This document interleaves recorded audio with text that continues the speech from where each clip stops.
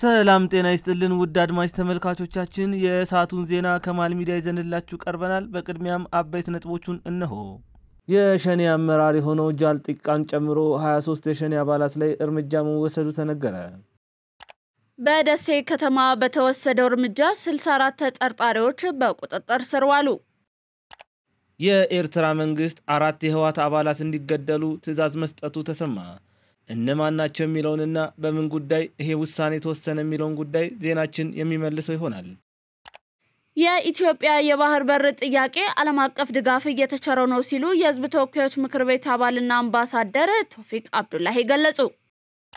በብራዚል የተገደሉትን 64 ሰዎችና በአሜሪካን የተገደሉ 14 ሰዎችን የተመለከተ ጉዳይ የተካተተበትን ዜና ጨምሮ ስፖርታዊ ክንውንን የምታዳምጡ ይሆናል።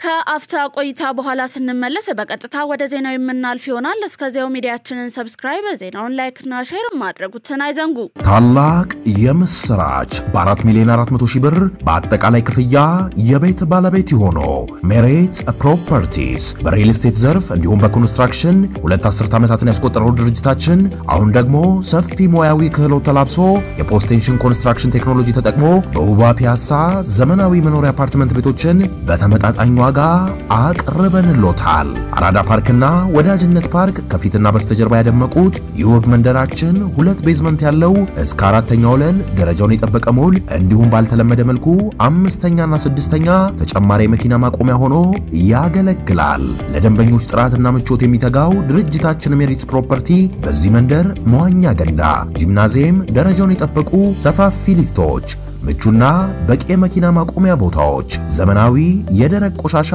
ማስወገጃ፣ አውቶማቲክ ጄኔሬተር የተገጠመለት የከርሰ ምድር ውሃና ለተለያዩ አገልግሎቶች የሚውሉ ሰገነት አካቷል። ከባለ 1 እስከ ባለ 3 መኝታ ቤቶችን በ10% ቅድመ ክፍያ ከ441 ሺህ ብር ጀምሮ የቤት ባለቤት ይሆኑ። እንዲሁም 70% ለሚከፍሉ ደንበኞቻችን 30% ልዩ የማስታወቂያ ቅናሽ ይዘንሎት መተናል። ታዲያ ይህ ቅናሽ የሚቆየው ለ10 ተከታታይ ቀናት ስለሆነ በ0941 44 7879 ላይ ይደውሉ። የኤርትራ መንግስት በህወሓት አባላት ላይ የሞት አዋጅ ማወጁ ተሰማ። በሻዕቢያና በህወሓት አባላት መካከል በተፈጠረው ጽምዶ ምክንያት ለሁለት የተከፈለው የህወሓት አባላቶች ሌተናል ጄኔራል ታደሰ ወረደና አለም ገብረዋህድ የመሳሰሉ አባላቶቹ ለኢሳያስ አፈወርቂ እንደ መስዋዕት በግ ማቅረባቸው ተነግሯል። ሻዕቢያ ከነ ደብረጽዮን ቡድን ጋር ባለው ግንኙነት ደስተኛ እንዳልሆኑ የሚነገሩት ሌተናል ጄኔራል ታደሰ ወረደ፣ አለም ገብረዋህድ፣ ኢሳያስ ታደሰና ኮሎኔል ተወልደ እምባብ የተባሉት የህወሓት ነባርና ወጣት አባላት በኢሳያስ አፈወርቂ እምነት ስለታጣባቸው በቀጥታ እንዲገደሉ የሚያዝ ድምጽ መረጃ ወጥቷል። የኤርትራው አክቲቪስት እንደሚለው ሌተናል ጄኔራል ታደሰ ወረደ፣ አለም ገብረዋህድ፣ ኢሳያስ ታደሰና ኮሎኔል ተወልደ እምባብ የኢትዮጵያ ፌደራል መንግስት ተላላኪ ስለሆኑ ልዩ ክትትል ሊደረግባቸው ይገባል፣ እነዚህ ካድሬዎች ናቸው፣ በቀጥታ ሊወገዱ ይገባል ሲልም ተደምጧል። የክልሉ ጊዜያዊ አስተዳደር የሆኑት ታደሰ ወረደ በተለያየ ጊዜ የተለያየ አቋም ሲይዙ የቆዩ ሲሆን አሁንም ከፌደራል መንግስቱ የተሰጣቸውን ባለ 8 ነጥብ ተግባራት ሳያከናውኑ ከ6 ወር በላይ በስልጣን ላይ ቆይተዋል። በደብረጽዮን የሚመራው ህወሓት ከሻዕቢያ ጋር ተጣምሮ ጦርነት ለመክፈት ማሰቡ የተደረሰበት ሲሆን ለዚህ ጦርነትም ከፍተኛ ዝግጅት እያደረገ መሆኑን መረጃዎች እየወጡ ይገኛሉ። በትናንትናው ዕለት በህዝብ ተወካዮች ምክር ቤት ተገኝተው ምላሽ የሰጡት ጠቅላይ ሚኒስትር ዶክተር አብይ አህመድ እኛ በትግራይ ክልል ልማት ነው የምንፈልገው፣ ምንም አይነት ጦርነት በዚያ ክልል አንሻም፣ ህዝቡ ማረፍ አለበት ሲሉ ተናግረዋል። ይሁን እንጂ ለትግራይ ክልል ህዝብ ምንም አይነት ስራ መስራት ያልቻሉት ህወሓቶች ከሻዕቢያ ጋር በፈጠሩት ህብረት የተነሳ በኤርትራ ምድር ጦርነት ማድረግ የማይፈልገውን ሻዕቢያ ለማገልገል ስለወሰኑ ጦርነቱ በትግራይ ክልል መሬቶች ላይ እንዲሆን መወሰናቸው ተሰምቷል። በደቡብ እዝ የጉና ክፍለ ጦር በምስራቅ አርሲ ዞን ሲንቾና ሸርካ ወረዳዎች ማህበረሰቡን ለመዝረፍ ለማሸበር አልሞ የሚንቀሳቀሰው አሸባሪ ሸኔ መደምሰሱን የክፍለ ጦር ዋና አዛዥ ሌተናል ኮሎኔል ሳሊወን ክብረ ሐሰን ገለጹ። አሸባሪው ሸኔ ሰላም ማደፍረስ የሚያስደስተው ህዝብ በሰላም ወጥቶ ሲገባ የማይወድ የመሰረተ ልማት መሟላት የማይዋጥለት ጸረ ህዝብ የሆነ ጠላት በመሆኑ ጠንካራ ምት ማሳረፋቸውን ገልጸው ክፍለ ጦሩ ህዝብና መንግስት የሚሰጡትን ግዳጆች በላቀ ጀግንነት ለመወጣት በስነ ልቦና በአካል ብቃትና በስልት በሚገባው ልክ ዝግጁ ነው ሲሉ ገልጸዋል። በስምሪቱ በአካባቢ የሚገኘውን የሸኔ አዛዥ ጃልጢቃን ጨምሮ 23 የተገደለ 5 የተማረከ ሲሆን ክላሽ፣ በርካታ ተተኳሽ፣ የክላሽ ካዝና እና ትጥቆች ተማርኳል። በተመሳሳይ የማዕከላዊ እዝ አይበገሬው ክፍለ ጦር በደቡብ ምዕራብ ሸዋ ዞን ሶዶ ደጬ ወረዳ አሸባሪውን ኃይል ተከታትሎ በመደምሰስ በርካታ የነፍስ ወከፍ መሳሪያዎችንና ተተኳሾችን እንዲሁም ትጥቆችንና የመረጃ ምንጮች የነበሩ አባላቱን በቁጥጥር ስር መዋሉ ተገልጿል። የሬጅመንቱ አዛዥ ሻምበል መልካሙ ኃይለማርያም የጥፋት ቡድኑ አባላት ማህበረሰቡ ውስጥ በመግባት ህዝብን አስገድዶ ቀለብና ገንዘብ ለመቀበል ሲሽለኮለክ የነበረ ሲሆን በተደረገው ዘመቻ በርካታ የቡድኑ አባላት መደምሰሳቸውንና የነፍስ ወከፍ መሳሪያዎች፣ ተተኳሾች፣ የወገብ ትጥቆችን እንዲሁም መረጃ አቀባዮችን መያዛቸውን ተናግረዋል።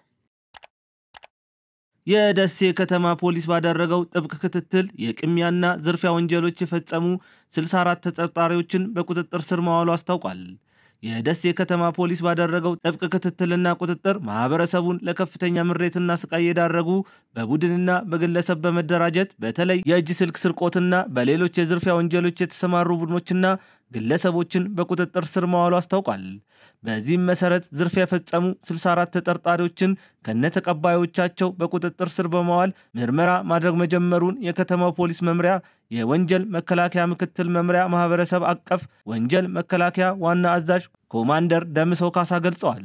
ዘራፊዎቹ ተሽከርካሪን በመጠቀም እንዲሁም አልፎ አልፎ ያለ ተሽከርካሪ ዝርፊያ ሲፈጽሙ የነበሩ ሲሆን ማህበረሰቡን ለከፍተኛ እንግልትና ምሬት የዳረጉና በህግ ተደጋጋሚ በወንጀል የሚፈለጉ መሆናቸውን አብራርተዋል። አክሎም የተዘረፉ የመሰረተ ልማት ቁሳቁሶች ግለሰቦችን ለማታለል የሚጠቀሙባቸው ሐሰተኛ የሎተሪ ወረቀቶችና ህገወጥ የጦር መሳሪያዎችንም መያዛቸው ተናግረዋል። እንዲሁም በከተማው በሚገኙ 5 ዋና የፖሊስ ጣቢያዎችም የምርመራ ቡድን ተዋቅሮ ስራ መጀመሩም ተጠቁሟል። በተጨማሪም የወንጀል ድርጊቶቹ ይፈጸምባቸዋል ተብለው በሚጠረጠሩትና በተለዩ በሁሉም አካባቢዎች የህግ አግባብን ተከትሎ ፍተሻና ብርበራ የሚደረግ መሆኑን ገልጸው ህብረተሰቡ አስፈላጊውን ትብብር እንዲያደርግ ጥሪ አቅርበዋል። በቅርቡ በደሴ ከተማ ቦርከና ቀበሌ ሀቢታት ተብሎ በሚጠራው ቦታ ላይ በአሰቃቂ ሁኔታ ህይወቱ ያለፈው ወጣት ሊዛ ደሳለኝ ግድያ ላይ ምርመራ መጀመሩን የከተማው ፖሊስ መምሪያ ማስታወቁ ይታወሳል። የኢትዮጵያ የባህር በር ጥያቄ የህልውና ጉዳይ መሆኑ ጎልቶ ከመውጣቱ ባሻገር ዓለም አቀፍ ድጋፍ እየተቸረው ነው ሲሉ የህዝብ ተወካዮች ምክር ቤት አባል አምባሳደር ቶፊቅ አብዱላይ ገለጹ። አምባሳደር ቶፊቅ ለአዲስ ዘመን ጋዜጣ እንደገለጹት በአሁኑ ጊዜ የኢትዮጵያ የባህር በር ጥያቄ ጎልቶና ገፍቶ ከመውጣቱ ባሻገር ዓለም አቀፍ ድጋፍ እየተቸረው ነው ብለዋል። ኢትዮጵያ ከ1983 ዓ.ም ጀምሮ የባህር በሯን አታ በጉዳዩ የበይ ተመልካች ሆና ቆይታለች ያሉት አምባሳደር ቶፊቅ የባህር በር ጉዳይን ማንሳት እንደ ነውር የተቆጠረበት ጊዜም ነቅሶ ነበር ብለዋል። የባህር በር ጥያቄው የአካባቢው ሀገራትን ያማከለ ለጋራ ጥቅም ለሰላም በሰጥቶ መቀበል መርህ ላይ የተመሰረተ መሆኑን ጠቅሰው ለውጤቱ የውስጥ አንድነትን ማጠናከር፣ ወደ ቀልብ መመለስ፣ በጎ ልቦና መላበስ እንደሚያስፈልግ መክሯል። የባህር በር ጉዳይ ከተነሳበት ዕለት ማግስት ጀምሮ ጫጫታዎች ተበራክተው እንደነበር በመግለጽም አሁን ላይ ዓለም አቀፍ ድጋፍ እየተቸረው ስለመሆኑ ተናግሯል። እንደ አጋጣሚ በአጎራባች ሀገራት ተመሳሳይ የሆኑ ህዝቦች ይገኛሉ ያሉት አምባሳደር ቶፊቅ የህዝብ ለህዝብ ዲፕሎማሲ ወሳኝ ስራ ሊሰራ ይገባልም ብለዋል። ኢትዮጵያ ለደቡብ ሱዳን ሰላምና መረጋጋት የምታደርገውን ድጋፍ አጠናክራ እንደምትቀጥል የውጭ ጉዳይ ሚኒስቴር ዶክተር ጌዲዮን ጢሞቴዎስ ገለጹ። ኢትዮጵያ ከደቡብ ሱዳን ጋር በመሰረተ ልማት ያላትን ትስስር ለማጠናከር ፍላጎት እንዳላትም ተናግረዋል። የውጭ ጉዳይ ሚኒስቴር ዶክተር ጌዲዮን ጢሞቴዎስ በደቡብ ሱዳን የምስራቅ አፍሪካ ጉዳዮች ሚኒስቴር ዮንግ ዴንግ የተመራ ከፍተኛ ልዑክ ዛሬ በጽህፈት ቤታቸው ተቀብሎ አነጋግረዋል። ልዑካን ቡድኑ የውጭ ጉዳይ ሚኒስቴሩ በደቡብ ሱዳን በተለይም በአቤ ግዛት ያለውን ወቅታዊ ሁኔታ አስመልክቶ ገለጻ አድርጓል። ኢትዮጵያ የህዳሴውን ግድብ አጠናቃ በስኬት በማስመረቋ ደስታቸውን በመግለጽ የእንኳን ደስ ያላችሁ መልእክትም አስተላልፏል። የውጭ ጉዳይ ሚኒስቴር ዶክተር ጌዲዮን ጢሞቴዎስ የደቡብ ሱዳን ፕሬዝዳንት በህዳሴው ግድብ ምርቃት ላይ በመሳተፋቸው ምስጋናቸውን አቅርበዋል። ሚኒስቴሩ ኢትዮጵያ ለደቡብ ሱዳን ሰላምና መረጋጋት ያላትን ጽኑ ቁርጠኝነት አረጋግጧል። ሁለቱ ሀገራት በመሰረተ ልማት የበለጠ በመተሳሰር ቀጠናዊ የኢኮኖሚ ትብብርን ለማጎልበት ሊሰሩ እንደሚገባ መግለጻቸውን የውጭ ጉዳይ ሚኒስቴር መረጃ ያመለክታል። የሉሲና ሰላም ቅሪተ አካሎች በቼክ ሪፐብሊክ ፕራግ ከተማ በሚገኘው ሙዚየም የነበራቸውን ቆይታ አጠናቀው ተመለሱ። ቅሪተ አካሎቹ ከ2 ወር የፕራግ ሙዚየም ቆይታ በኋላ ወደ ሀገር ቤት ሲመለሱ በኢትዮጵያ ብሔራዊ ሙዚየም አቀባበል ተደርጎላቸዋል። በአቀባበል ስነ ስርዓቱ ላይ የቱሪዝም ሚኒስትር ዴኤታ ስለሺ ግርማ እንዳሉት የሉሲና ሰላም ቅሪተ አካሎች በፕራግ ቆይታቸው በበርካታ ሀገር ቱሪስቶች ተጎብኝተዋል። በዚህም የኢትዮጵያን የሰው ዘር መገኛነትና የጥንታዊ ስልጣኔ ባለቤትነት በዓለም አደባባይ በማስተዋወቅ የሀገር ገጽታን ከፍ የማድረግ ስራ መሰራቱን ገልጿል። የሉሲና የሰላም ቅሪተ አካሎች በፕራግ ቆይታ በስፋት ከመጎብኘታቸው ባለፈ ኢትዮጵያ የሰው ዘር መገኛነቷን የሚያጸኑ ሙግቶችና ክርክሮች ተደርጓል ብለዋል። የሉሲና ሰላም ቅሪተ አካሎች ኤግዚቢሽን ነሐሴ 19 ቀን 2017 ዓ.ም በቼክ ሪፐብሊክ ፕራግ ከተማ ክፍት መሆኑ ይታወሳል። ትናንትና ማክሰኞ ጥቅምት 18 2018 ዓ.ም ጠቅላይ ሚኒስትር ዶክተር አብይ አህመድ በፓርላማ ያደረጉት ንግግር በበርካታ ዓለም አቀፍ መገናኛ ብዙሃን በሰፊው ሲዘገብ መዋላቸው ታውቋል። ሮይተርስ በብሬኪንግ ኒውስ የዘገበ ሲሆን በኢኮኖሚ፣ በጸጥታ፣ በቀይ ባህር ጉዳይ ላይ የተሰጡ ማብራሪያዎችን ዘግቧል። አሶሲኤትድ ፕሬስ ደግሞ በሀገር ውስጥ የጸጥታ ሁኔታ፣ በሰብአዊ መብት ጉዳዮች እንዲሁም በኢትዮጵያና በጎረቤት ሀገራት በተለይም በኤርትራና ሶማሊያ መካከል ስላለው ግንኙነት የተሰጡ አስተያየቶችን በሰፊው ዘግቧል። አጃንስ ፍራንስ ፕሬስ በበኩሉ በብሪክስ አባልነት ላይ የሰጡት ማብራሪያና ከዓለም አቀፍ አጋሮች ጋር ባለው ግንኙነት ላይ የሰጡትን አስተያየቶች ዘግቧል። ሌላ የጠቅላይ ሚኒስትሩን ንግግር እየዘገበው አልጀዚራ ሲሆን በኢትዮጵያ ውስጣዊ ግጭቶች ላይ የተሰጡ አስተያየቶችና በቀይ ባህር ላይ ስለሰጡት አቋም በዝርዝር ዘግቧል። በቢቢሲ ኒውስ በኩል ደግሞ በሀገሪቱ የፖለቲካና የኢኮኖሚ ጉዳዮች ላይ የሰጡት ምላሽ በተለይም በሰብአዊ መብትና የሰላም ስምምነቶች አፈጻጸም ላይ ትኩረት አድርጎ ዘግቧል። ሲጂቲኤን ደግሞ የኢትዮጵያ እድገት ወይም የኢኮኖሚ መሰረተ ልማት፣ የብሪክስ አባልነትና የጎረቤት ሀገሮች ግንኙነት ላይ በተሰጡት ማብራሪያዎች ላይ ዘገባ አድርጓል። አፍሪካን ኒውስ የአፍሪካ ቀንድ የጸጥታ ሁኔታና የክልላዊ ትብብር ጉዳይ ላይ ስለተሰጡ ማብራሪያዎች በሰፊው ዘግቧል። እንዲሁም እንደ አረቢያንና ሲኤንኤን ያሉ ትልልቅ ሚዲያዎች ሰፊ ሽፋን ሰጥተው ትሏል። በተጨማሪም የዶክተር አብይ አህመድ የፓርላማ ንግግር በተለይ ቀይ ባህርን የሚመለከተው ክፍል በግብጽና በኤርትራ በመገናኛ ብዙሃን ዘንድ ከፍተኛ ትኩረት አግኝቶ ተዘግቧል። የኤርትራ መንግስት ሚዲያዎች ኤርትራ ቲቪና ለመንግስት ቅርብ የሆኑ የመገናኛ ብዙሃን ስለ ንግግሩ በቀጥታም ሆነ በተዘዋዋሪ መዘገባቸው ታውቋል። ዋናው ትኩረቱ ዶክተር አብይ አህመድ ወደብ የማግኘት ፍላጎት የማይቀለበስ መሆኑን ማረጋገጣቸውንና ዓለም አቀፍ ሽምግልና መጠየቃቸውን እንዲሁም ጠቅላይ ሚኒስትሩ ቀደም ብሎ ስለ አሰብ ወደብ ልማት ከፕሬዝዳንት ኢሳያስ ጋር ተነጋግረው እንደነበር እንዲሁም ኤርትራውያን ግን ውድቅ እንዳደረጉት መግለጻቸውን የኤርትራ ሚዲያ ትኩረት ስቧል። የግብጽ መገናኛ ብዙሃን የኢትዮጵያን የውጭ ጉዳይ ንግግሮች ሁልጊዜ በቅርበት የሚከታተሉ ሲሆን የዶክተር አብይ ንግግር በሁለት ዋና ዋና ጉዳዮች ላይ በትኩረት ተዘግቧል። የግብጽ ሚዲያዎች ኢትዮጵያ ወደ ቀይ ባህር ለመድረስ የምታደርገውን ጥረት ከግብጽ ብሔራዊ ደህንነት ጋር የተያያዘ ስትራቴጂካዊ ጉዳይ አድርገው የዘገቡት ሲሆን ዶክተር አብይ የባህር በር ፍላጎታቸውን ከገለጹ በኋላ ግብጽ ከኤርትራና ከሶማሊያ ጋር የቅርብ የሶስትዮሽ ትብብር እየፈጠረች መሆኑን የዘገቡ ሚዲያዎችም አሉ። በ3 ወራት ውስጥ 13443 የሳይበር ጥቃት ሙከራዎች መደረጋቸውን ኢንሳ አስታወቀ። የኢንፎርሜሽን መረብ ደህንነት አስተዳደር ኢንሳ በተያዘው 2018 በጀት ዓመት በመጀመሪያው ሩብ ዓመት ውስጥ በተለያዩ ተቋማት ላይ 13443 የሳይበር ጥቃት ሙከራዎች መደረጋቸውን አስታውቋል። የመከላከል አቅሙ 97.8 በመቶ መድረሱንም እንዲሁ ተቋሙ ይህንን የገለጸው የ2018 በጀት ዓመት እቅድና የመጀመሪያውን ሩብ ዓመት የእቅድ አፈጻጸም ሪፖርት ለሕዝብ ተወካዮች ምክር ቤት የውጭ ግንኙነትና ሰላም ጉዳዮች ቋሚ ኮሚቴ ባቀረበበት ወቅት ነው።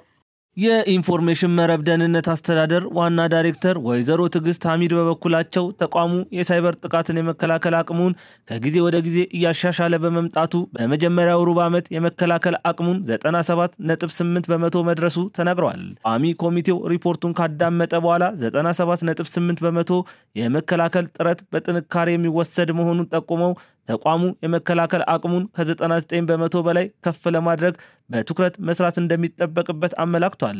የውጭ ግንኙነትና ሰላም ጉዳዮች ቋሚ ኮሚቴ ምክትል ሰብሳቢ ዶክተር ፈቲሃ ማህዲ ኢንሳ ሁሉም ተቋማት የኢንተርኔት ስለሚጠቀሙ ከተለያዩ ተቋማት ጋር በትብብር በመስራት ሜጋ ፕሮጀክቶችንና የፋይናንስ ተቋማትን ከሳይበር ጥቃት መከላከል እንዳለበት አሳስበዋል። ዋና ዳይሬክተሯ ወይዘሮ ትዕግስት ሐሚድ በኮንስትራክሽን ስራዎች በመሬት አስተዳደርና በገቢ አሰባሰብ የሚታዩ ብልሹ አሰራሮችና ሙስናን ለመከላከል ተቋሙ በትኩረት እየሰራ መሆኑን ጨምረው አብራርተዋል። በቅርቡ ኢንተርፖል ኢትዮጵያ በሳይበር ጥቃት ቀዳሚ ኢላማ ከሆኑ የዓለም ሀገራት ተርታ መመደቧን ማስታወቁ ይታወሳል። በ2024 በሳይበር ጥቃቶች ከዓለም አቀፍ ደረጃ በላቀ ሁኔታ ኢላማ የተደረገችው ሀገር ኢትዮጵያ ናት ብሏል።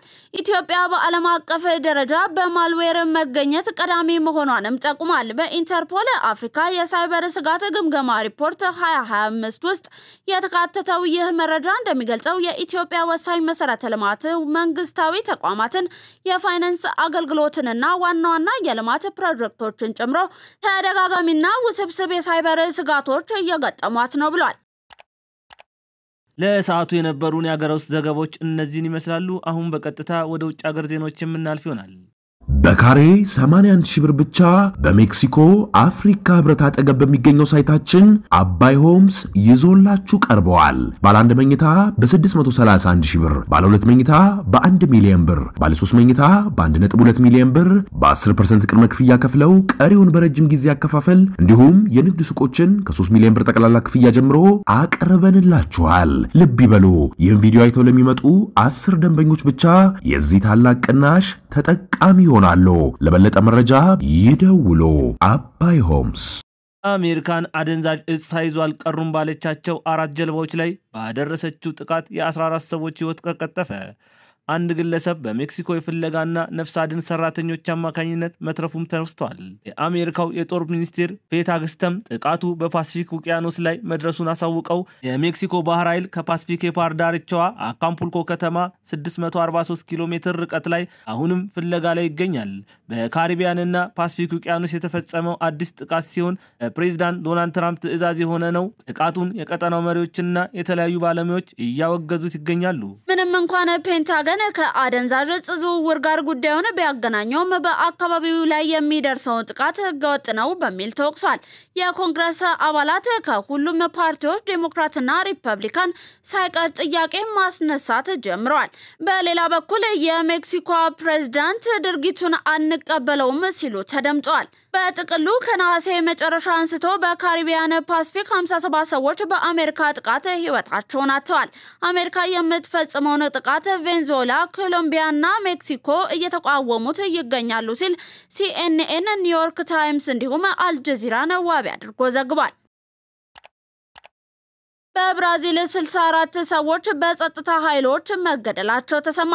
የብራዚል ፖሊስ በዋና ከተማዋ ሪዮ ዲ ጄኔሮ የአደንዛዥ እጽ አዘዋዋሪዎችን ለመያዝ ልዩ ኦፕሬሽን መጀመሩን ተከትሎ አመጽ ተቀስቅሷልም ነው የተባለው። በዚህም ቢያንስ 64 ሰዎች ተገድለዋል ተብሏል። ዘመቻው በሄሊኮፕተሮችና በወታደራዊ ፓትሮል ተሽከርካሪዎች እየታገዘ እንደሆነም ነው የተገለጸው።